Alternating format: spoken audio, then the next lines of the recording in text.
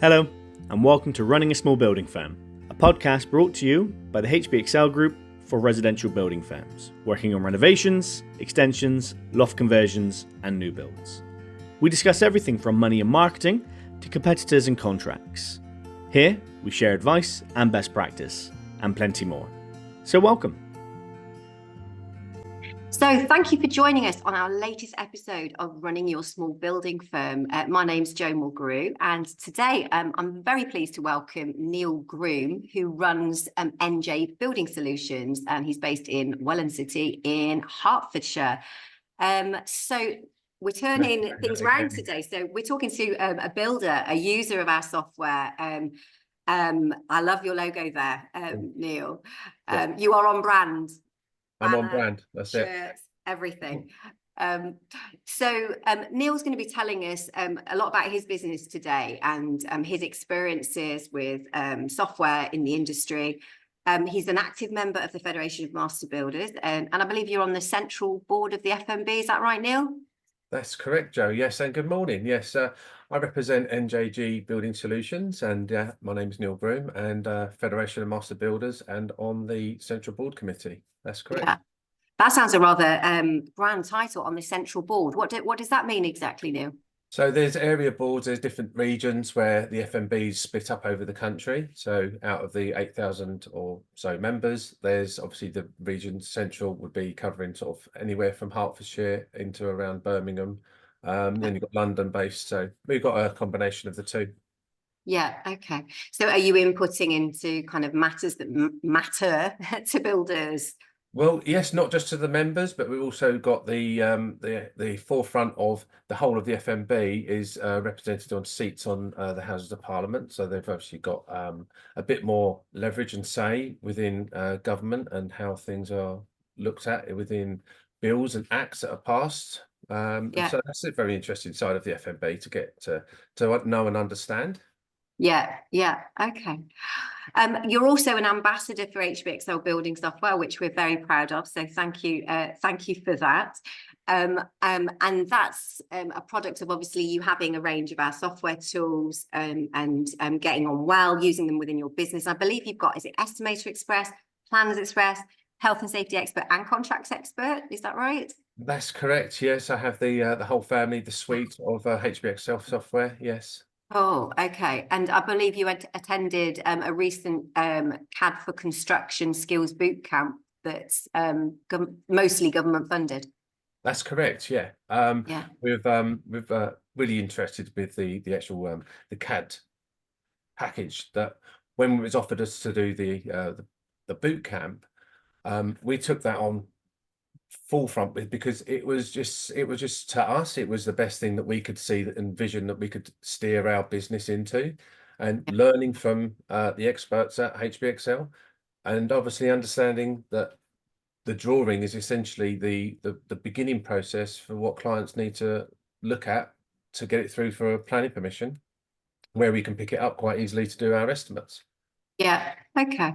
So we've got loads to discuss today then. And I thought, different to some of our previous guests on the podcast, I thought listeners might like to hear from someone who's actively using the software within their business and the journey that you went on to get to this point. And I guess your thoughts on what others might think about taking on digital tools, and is it worth it? What were the challenges in terms of taking things on board and making those changes within your business?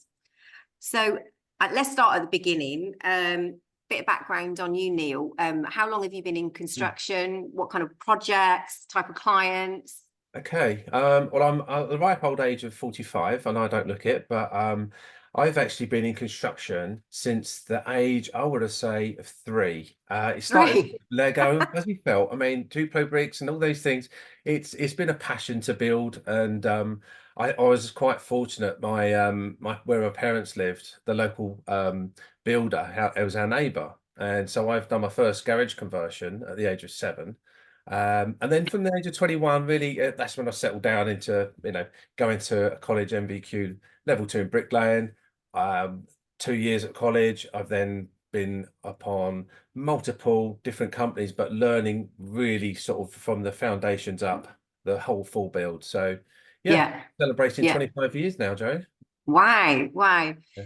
Well, obviously, with your work with the FMB, you're obviously really keen to, I guess, represent the interest of building firms in the UK, and hence your role with the FMB and with ourselves at HBXL. But and I can see obviously what you're keen to influence what's happening in the country in terms of how building firms are viewed by obviously by government and the challenges that you face. I mean, what in your view makes running a building firm difficult? Is it the economic climate? Is it skills shortages? Is it admin? Is it red tape? Is it resources and availability? What is it right now for you? I think it's understanding that the some of the key things. Yes, it can be the skill shortage. Seems to be that more people are actually retiring and coming out of the industry than that are coming through. Yeah, there are some admin challenges. I mean, that's just the normal, really. I mean, it's once you've understood that there's regulations and there's guidelines to conform to, and having the correct things in place. It's not just trying to put your own roadblocks on your own business to limit yourself. It's trying to upskill and learn as much as you can. And I think that's where the CAD boot camp really came into its own for us. And they're just the essential things. Once you've started one process, you kind of start reevaluating the business, and you look at other areas that you may want to improve on. So that might have been the marketing branding. So we used FMB and Trustmark. Then from that, we're obviously being regulated and through stringent checks that our building company conform. And then it's looking at other things that HBXL could offer. And that's also through the CITB funding that we were able to go on those processes and work with apprenticeships locally. Yeah. We've also had, looking at economic changes. I mean, that's just going to affect everyone, but that's where you can rise above it and hit that full on those challenges. So I think really, as a building firm, and even in still the young age of the company's been running for 2 or 3 years, but even though despite developing for 25 years, you've still got time to grow and learn. And I think that's where a company called The Power Within and Esteem, they've also part of a Scottish government integrated service where you can actually go and learn the leadership and management skills. And it's, again, very similar to the HBXL, where you can offer the business strategy and start to really look at and focus as the business. Yeah. I guess it's very difficult to make time for that side of things running a building company. You're very much immersed in the day-to-day, the challenges, the stuff that's thrown at you at 7:30 in the morning. I guess you kind of get sucked into either firefighting or, the admin late in the evening, and just trying to find that time to invest in you is obviously very difficult. Yeah, that's correct. I mean, but the one of the biggest advantages of what we've just learned from this leadership side is focusing on time management and allowing yourself to not get caught up with the firefighting, but to have a process in place so that you're able to break simple things down, but have a 5-year goal, but to work back. And I think that's what's really helped us. A couple of years ago, we had a construction coach, and their approach was to sort of really focus on how you can make short changes over a long-term period. And by doing so, it's allowed me to do a CAD course, but focus on that and contact yourselves, Joe. And that's how I got onto doing the boot camp. Despite obviously having the software, it was really learning how to use that software to its full advantage. And I think that's one of the biggest key changes is we know now how the CAD drawing works, how we can deliver that to a client, which brings on to, other sort of larger questions of how you sell your dream or your drawings back to the customer that they've already had done professionally by an architect as such. Yeah. So I think that's really interesting. So a couple of things that I got from what you were just saying there. One was obviously is time management and learning some good skills there in terms of time management. And I think the other is kind of removing your own blockages, the things that are in the way. And it's often interesting, isn't it, to step back and say, okay, what is getting in the way of me progressing? And it's not even necessarily progressing. And I don't know about you, but there's, occasionally, I run a company here. I'm managing director at HB Excel, and we've obviously got, like every single company in the land, in the world, there's things that kind of keep you up at night, and you're thinking, oh gosh, how do I resolve this, or how do I solve that? But I think it's actually breaking that down into those smaller pieces. What do I need to do to sort that? Oh, I can do that. That's manageable. What do I need to do that? Oh, right.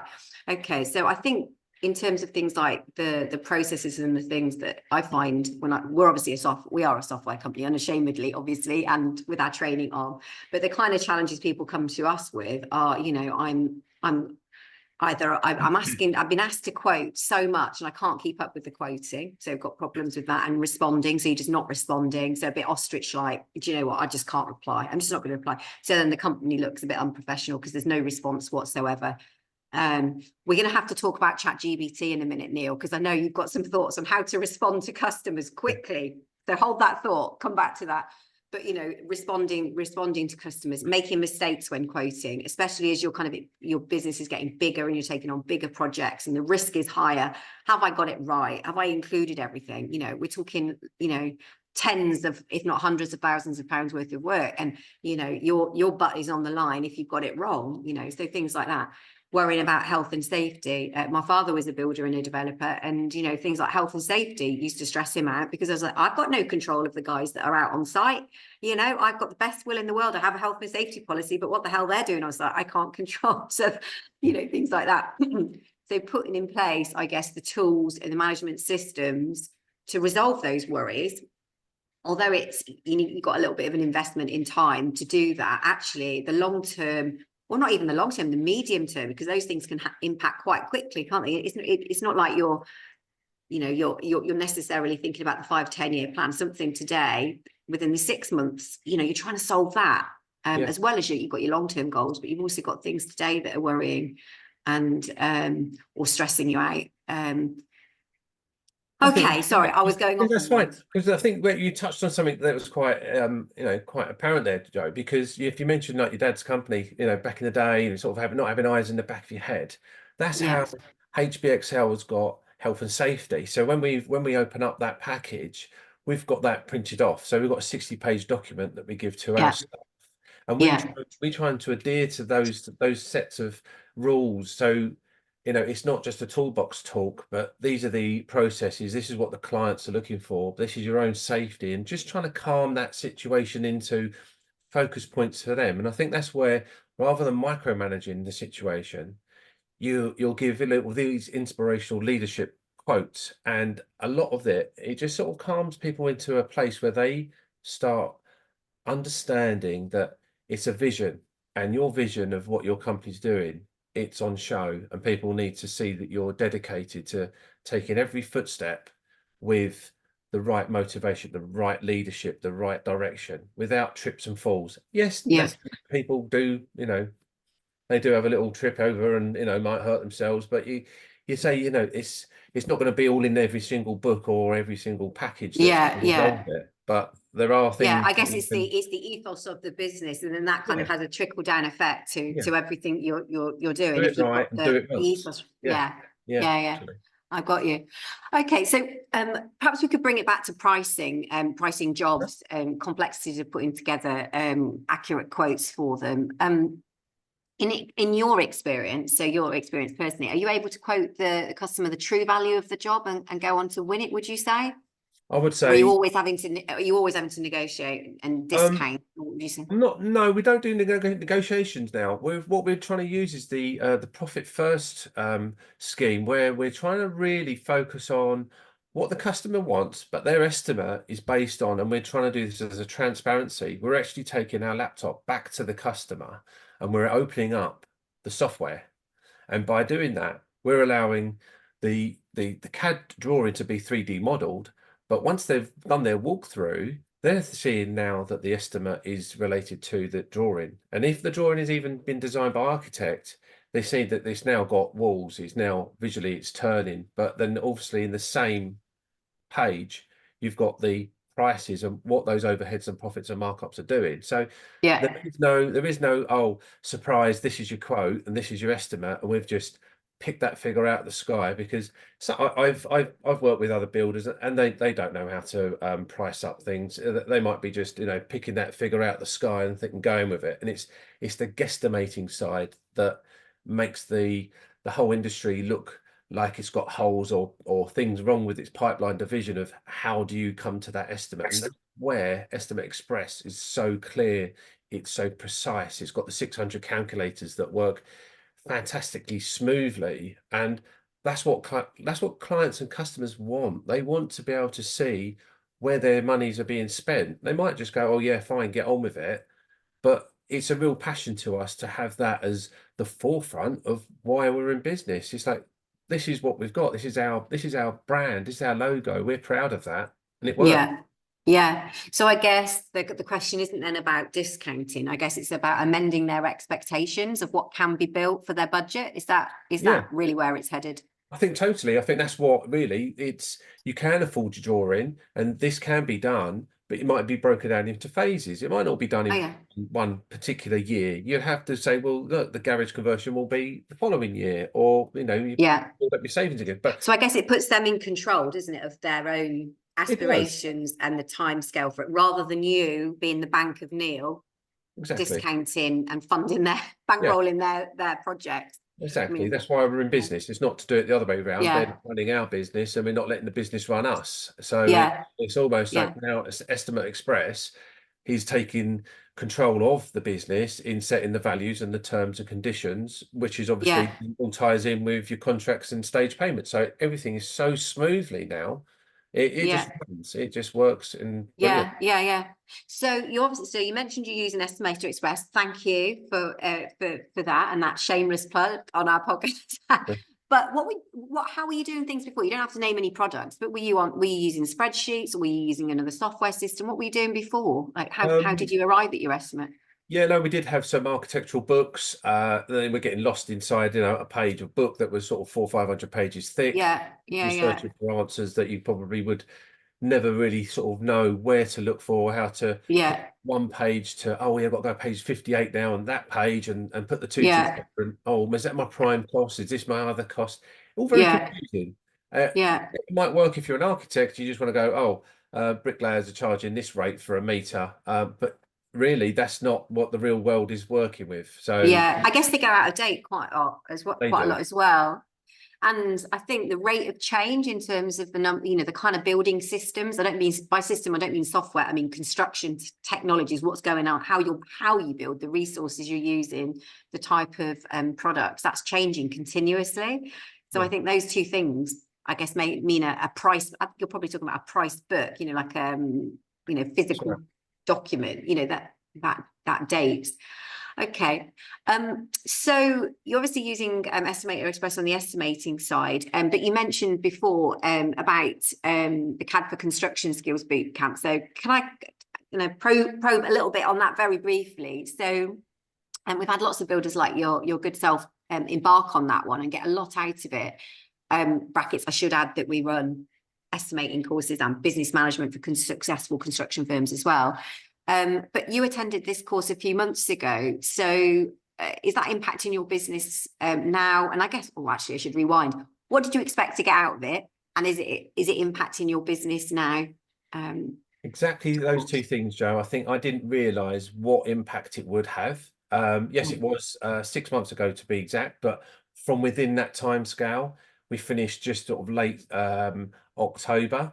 And from there was almost an immediate overnight change. And it was giving us purpose and realization that these models and the actual drawing was now ownership of the architect, but it was coming to life. And I think that's what customers want. They don't just see a squiggle on a page and they don't understand the walls and the processes, but once they see the model and it's live, it becomes true to them. People can't always see that second vision of what it would look like, but for us, perfect. I mean, for any builder out there listening, you know, this is something that definitely subscribe to, get yourself try and booked on.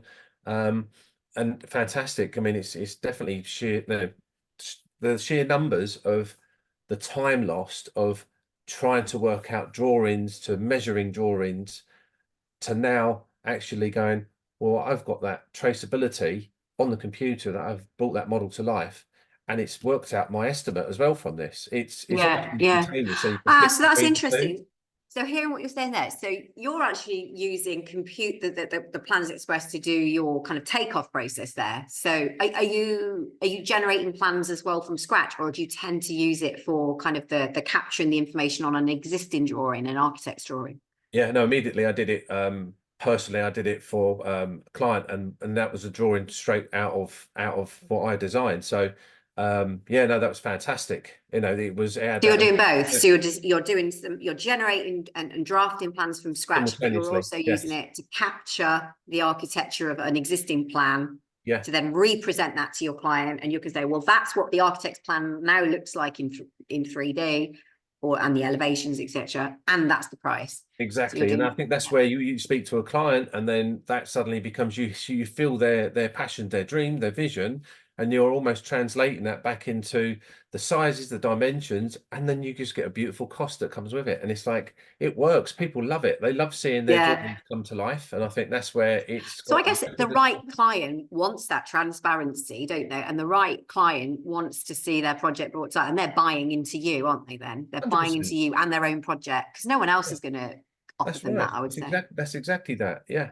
I mean, Yeah.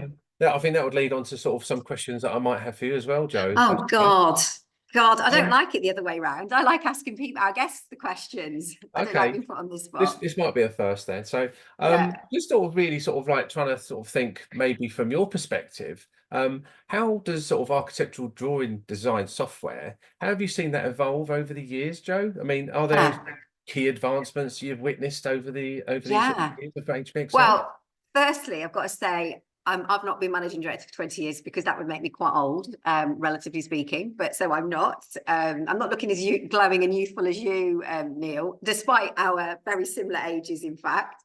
Or in fact, exactly, I am 45 also. So yeah, I haven't been managing director since I was 25. But yeah, nevertheless, where do I start?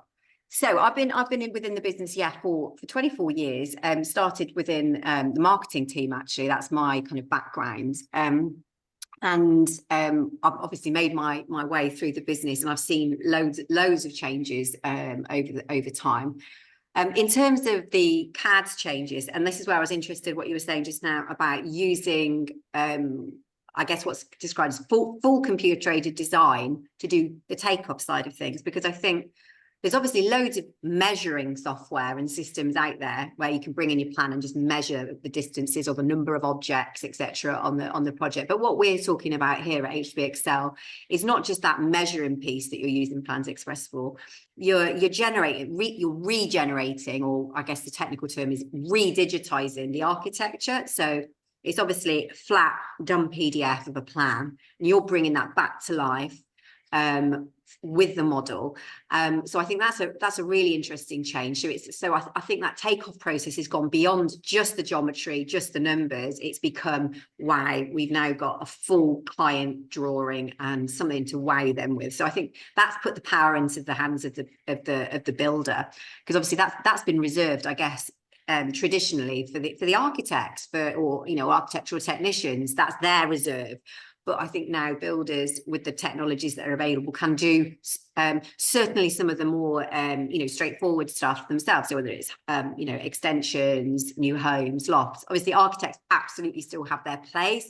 I'm not taking anything away from that profession at all. But for some project types, like those that most general builders do, you have the power now.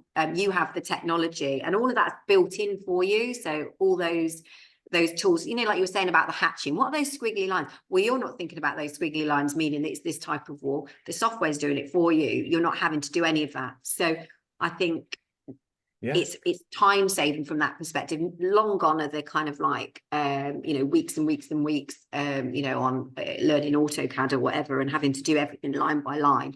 With something like Plans Express, you've got all the tools you need.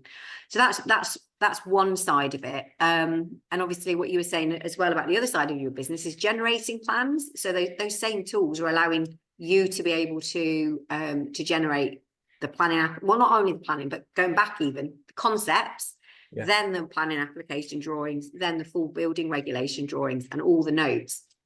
And I think then integrating your plans express with your estimator express, you get all the building regs, all of the so you don't even have to kind of be a specialist in that side of things, as an architectural technician or designer. All that information is coming into the software because it knows what you've drawn. It knows that wall is a very specific type of wall. It knows it's an ICF wall, or it's a timber frame wall, or it's a block and render wall. It knows, and then all the specification notes are there, and it knows about your your foundation depth, so it can write out the notes about your foundations, etc. So I guess power to you.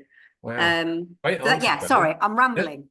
No, that's perfect. No, I mean, that might even bring on to a few other ideas that maybe you could really sort of share with everyone. It's sort of the insights there, like most critical, integration of architectural design software into the daily workflow of us builders. I mean, it's knowing what tools that you have, and that's the suite of the HB Excel software. Yeah, well, I guess in larger building firms, they've been doing this for, I don't know, maybe for a decade, and certainly the government through things like what they call their BIM task force. So that's Building Information Modelling Task Force. They've been really wanting to encourage large projects to kind of integrate all the way from design to the project completion. And it's all very grandiose, and there's all, this the fact that there's this task force and, load of waffle. But actually, there is some real practical productivity benefits of if you do integrate the different parts of the construction process together for every project, So it doesn't have to be, again, the reserve of larger contractors and what have you. General builders, home extensions, lofts, new homes, that kind of thing can get these benefits.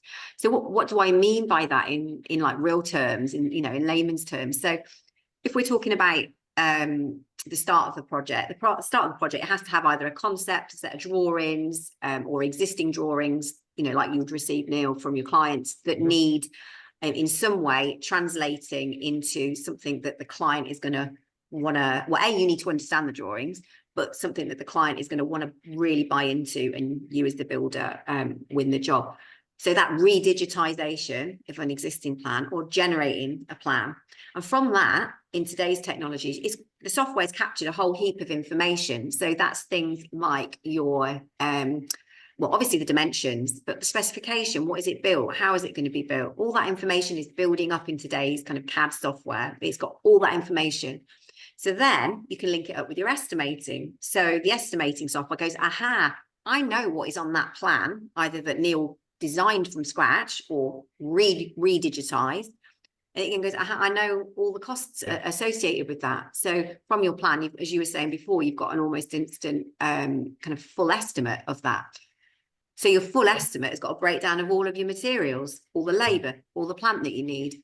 And then all of that is hooked up into things like a build program or Gantt chart, if you like. So then you've got all your resources that you need to order from your merchant, or the subcontract that you need to book in, etc. So you've got all of that organised, but with a date associated with it. So your build program is now informing all your schedules.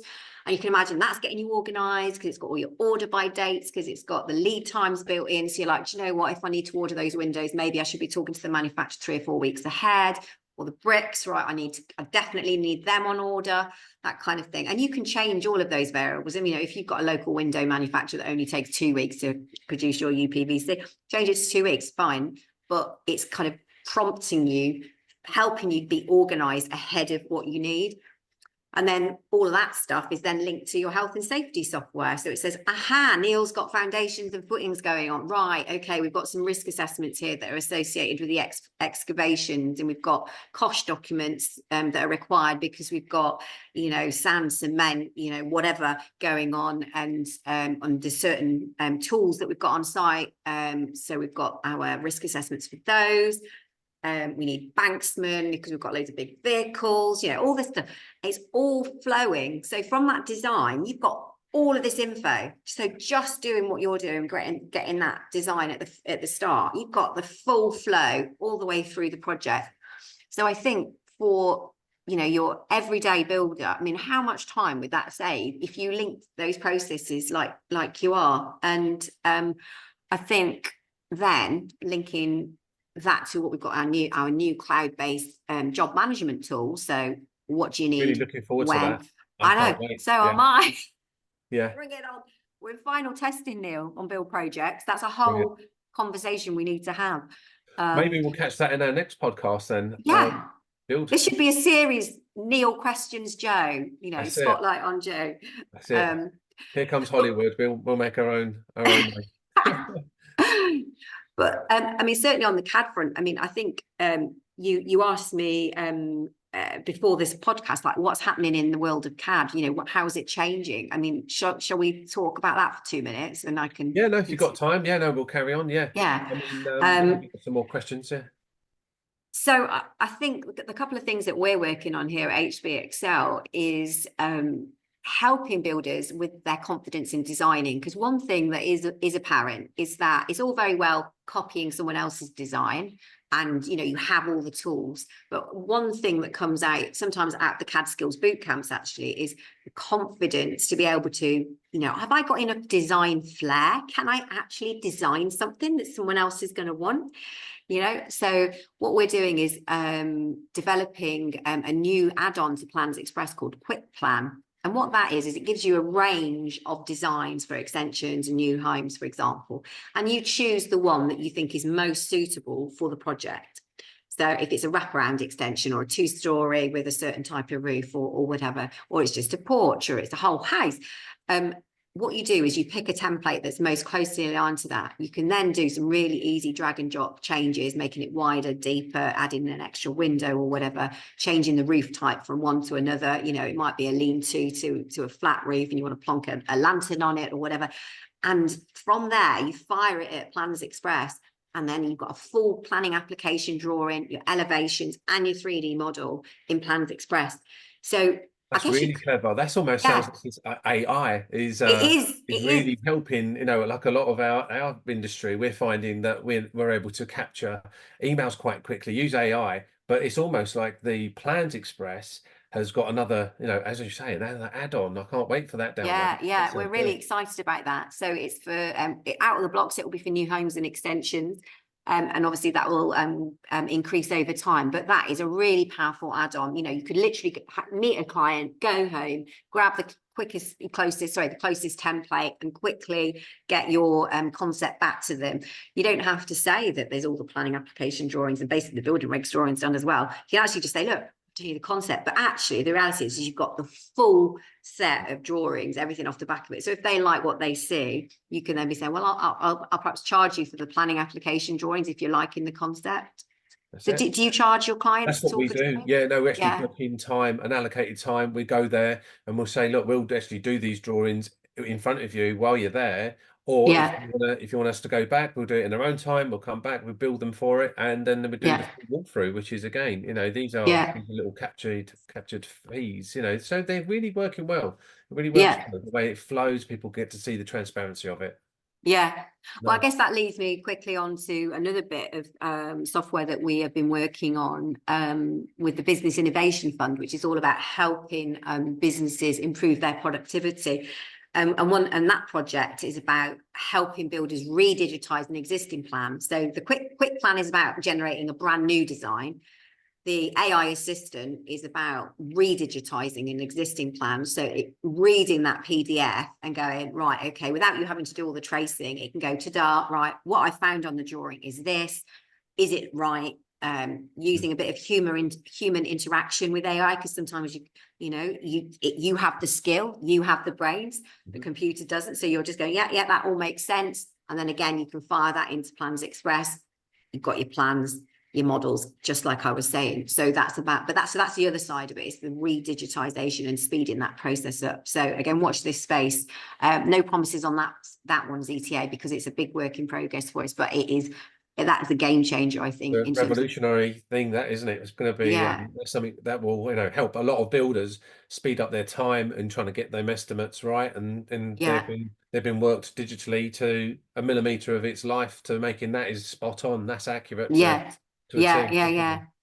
We're No, we're really excited about that. So we spend a lot of money here at HBX on R&D. I mean, the industry never changes, technology never changes, nothing ever stops. But hopefully, well, you've had a bit of a sneak peek on some of the things that we're doing, Neil. I look forward So to the next is there one, definitely. Yeah. is there anything else you want to ask me before I put you back on the spot? Um, well, I'm all good with that. I think you've answered a lot of really in-depth information there for everyone who's listening. I think that's perfect. It's really given us Cool. a good sort of start to our podcast sessions here. Yeah, cool. Well, I look forward to meeting with you again. And really quickly, just before I go, how did you find the skills boot camp? Did you enjoy it? I enjoyed it immensely. Yeah. I mean, Yeah, for me, as I'm running a company as well, I did struggle yeah, some days to try and get all of my attention there. But the trainer there, Thomas Brooks, fantastic. He's allowed us to pick up where we left off. We were given a little bit of extra time to do our coursework at home. So yeah, I mean, it's all an online course, but it runs so well. Every couple of days, you're just in this learning. Once you've picked up the ability to trace over a drawing or follow the drawings via the teacher's examples, you're just setting out. And once you've set out and you've got your lines and you're doing the conformed space and you're reading your document, you know that CAD drawing is coming to life. You're checking it, you're saving yeah, it. That's, yeah, yeah, that's what the difference makes with CAD. yeah. And that's why we've used plans from then, so many more hours of just relearning it and making the So you're mistakes. using it, I guess, on most projects as you're going through, are you? 100%. Every time we get a Yeah, set of drawings now, that's inevitable. You have to trace over a drawing, even if the client's not wanting to see a 3D model. It just gives you a visual concept of what the building will look like, so you can yeah, see yourself if there's something that's missed, or if there's a beam that should have been put in, or it hasn't actually gone through to the structural engineer, what to be looking out for. You've almost got the instantaneous estimate before you've even met the client. You know how much things are going to cost. You're not even seeing yeah, the builder or the access. So yeah, it's yeah. fantastic. I Yeah, couldn't, and I get what I'm impressed with you, Neil, is obviously you're making this some time for your own business, to improve it. And yeah, what I find actually, and to sign off, is that quite a lot of the skills bootcamp learners are in their 40s or even 50s, and they say to me, "Do you know what? I wish I had done this 20, 25 years ago. I've been running around like a what's it? I can't think of a polite expression now, and this has made me stop and rethink what I do. And even at age, yeah, 55 or whatever, people, they're saying this has changed how I approach, how I quote, not just through the CAD, I mean, but through our estimating boot camps and our business management. I no longer discount all the time. I'm no longer giving my precious margin away. I no longer give my time away unnecessarily to clients that are actually a waste of my time. It's really nice to kind of hear, directly today that, you've had a real benefit like they have, and it, make the changes now. You don't yeah. have to, you don't have to be, in your 20s to be using technology, crack on now, Yeah, making that's it. exactly where we've come from, and that's exactly how we feel. To be honest, it's we love HBXL for what it's given Oh, to us. Yeah, but this has given us a new lease of life, and yeah, I recommend everyone to go and trial it out, go and take it down, learn it, download it, and then learn from it, and sign yourself up for these boot camps. Buy the software, definitely, oh, 100%. Neil, like this, that's a real cheesy ending to our podcast Changed there. my I wasn't life though. You expecting don't that gushing. understand, Joe. It's really, really given my business a sense of purpose. And I think when you believe in a product, you just start believing in you've got something that you can tell a client, and you know hand on heart you've got it right. You've got Yeah, what it says. It's done. It says it on the tin, and this is what we do. yeah. Love Set it. you above Thank set you you. above everyone else. I think that's fantastic. Thanks, Jo. Well, we could talk for flipping ages, Neil. I know we could go on, and I do like the idea of like Neil asks difficult questions of Jo. Maybe that's a thing. Hopefully the marketing team aren't listening because they might just take you up on that, to be honest. So we should definitely think about recording another podcast if you promise to be kind. So thanks everybody for listening to our Running a Small Building Firm podcast. I hope you found it interesting. Neil is certainly a really inspiring guy who has taken his own business kind of, and really made positive changes to it. Hopefully it might inspire you too as well if you're listening. So thank you very much, Neil, for your Thank you, time. Jo. Appreciate you being here today. So for now, thank you very much. Cheers, Catch you on the everybody. next one. Thanks. Thank you. Bye. Bye. And if you'd like to see what positive changes you could make to your building firm, head over to hbexcel.co.uk and take a look at HBXL's award-winning estimating, CAD and health and safety software, as well as our partner company initiatives. See you next time.